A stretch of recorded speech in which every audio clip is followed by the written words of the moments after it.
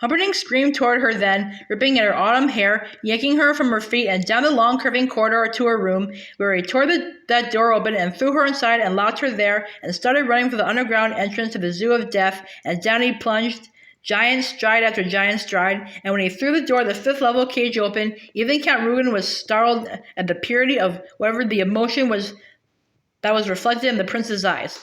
The prince moved to Westley. "She loves you," the prince cried. "She loves you still, and you love her, so think of that. Think of this, too. In all this world, you might have been happy, generally happy. Not one couple in a century has that chance, not really. No matter what the storybooks say, but you could have had it, and so, I would think, no one would ever suffer a loss as great as you." And with that, he grabbed the dial and pushed it all the way forward, and the count cried, "Not to 20, but by then it was too late. The death screen had started." It was much worse than the scream of the wild dog. In the first place, the dial for the wild dog had only been set at 6, whereas this was more than triple that. And so, naturally enough, it was more than 3 times as long, and more than 3 times as loud, but none of this really was why it was worse. It was the scream from a human throat that made the difference. In her chamber, Buttercup heard it, and it frightened her, but she had not the least idea what it was. By the main door of the castle, Yellen heard it, and it also frightened him, though he couldn't imagine what it was either. All the 100 brutes and fighters flanked by the main door heard it too, and, to a man, they were bothered by it, and they talked it over for quite a while, but none of them had any sound notions as to what it might have been. The great square was filled with common people excited about the coming wedding and anniversary, and they all heard it too, and no one even made the pretense of not being scared, but again, none of them knew at all what it might have been. The death scream rose higher in the night. All the streets leading into the square were also filled with citizens, all trying to crowd into the square, and they heard it, but once they admitted they were petrified, they gave up trying to guess what it might have been. Inigo knew immediately. In the tiny alley that he and Fezzik were trying to force their way through, he stopped, remembering. The alley led to the streets that led to the square, and the alley was jammed too. "I don't like that sound," Fezzik said, his skin for the moment cold. Inigo grabbed the giant, and the words began pouring out. "Fezzik, Fezzik, that is the sound of ultimate suffering. I know that sound. That was the sound in my heart when Count Rugen slaughtered my father and I saw him fall. The man in black makes it now. You think that's him? Who else has cause for ultimate suffering this celebration night?" And with that, he started to follow the sound. But the crowds were in his way, and he was strong, but he was thin, and he cried, "Fezzik, Fezzik, we must track that sound. We must trace it to its source, and I cannot move, so you must lead me. Fly, Fezzik. This is Inigo begging you. Make a path, please." Well, Fezzik had rarely had anyone beg for anything, least of all Inigo, and when something like that happened, you did what you could, so Fezzik, without waiting, began to push forward. Lots of people. Fezzik pushed harder. Lots of people began to move, out of Fezzik's way, fast. The death screen was starting to fade now, fading in the clouds. "Fezzik," said Inigo, "all your power, now." Down the alley Fezzik ran, people screaming and diving to get out of his way, and in his footsteps Inigo kept pace, and at the end of the alley was a street, and the scream was fainter now, but Fezzik turned left, and into the middle of the street he went, and he owned it.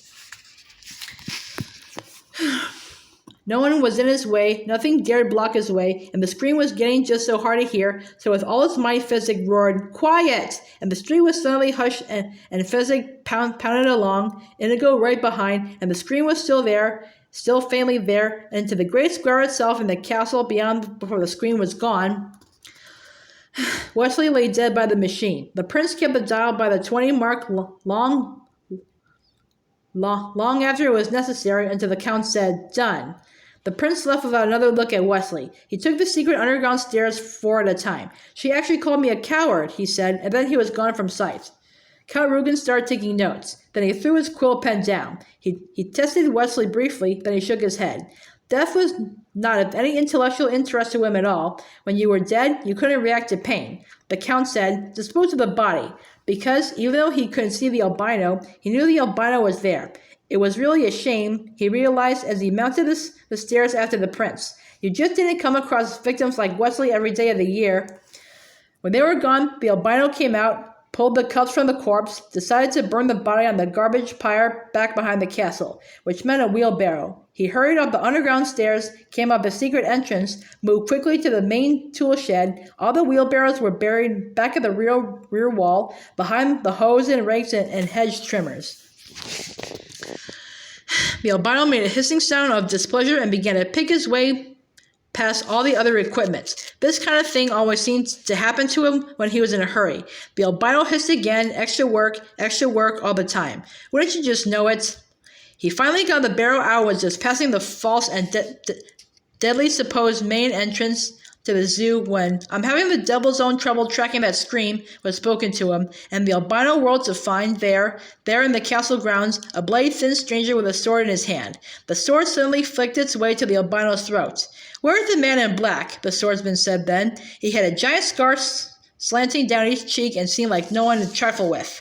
Whispered, "I know no man in black. Did the scream come from that place?" The fellow indicated the main entrance. Nod. "And the throat it came from?" "I need this man, so be quick," whispered Westley. Inigo reasoned. "A sailor? Brought in here by Rugen?" Nod. "And I reached him where?" The albino hesitated, then pointed to the deadly entrance, whispered, "He is on the bottom level, 5 levels down. Then I have no more need for you. Quiet him a while, Fezzik." From behind him, the albino was aware of a giant shadow moving. Funny, he thought. The last thing he remembered, I thought that was a tree. Inigo was on fire now. There was no stopping him. Fezzik hesitated by the main door. Why would he tell the truth? He's a zookeeper threatened with death. Why would he lie? That doesn't follow. I don't care, Inigo said sharply, and in fact he didn't. He knew in his heart the man in black was down there. There was no other reason for Fezzik to find him, for Fezzik to know of Rugen, for everything to be coming together after so many years of waiting. If there was a god, then there was a man in black waiting. Inigo knew that. He knew it. And, of course, he was absolutely right. But again, of course, there were many things he did not know. That the man in black was dead, for one. That the entrance they were taking was the wrong one, for another, a false one, set up to foil those like himself who did not belong. There were spitting cobras down there, though what would actually come at him would be worse. These things he did not know either. But his father had to be revenged. And the man in black would figure out how. That was enough for Inigo. And so, with an urgency that would soon turn to deep regret, he and Fezzik approached the Zoo of Death.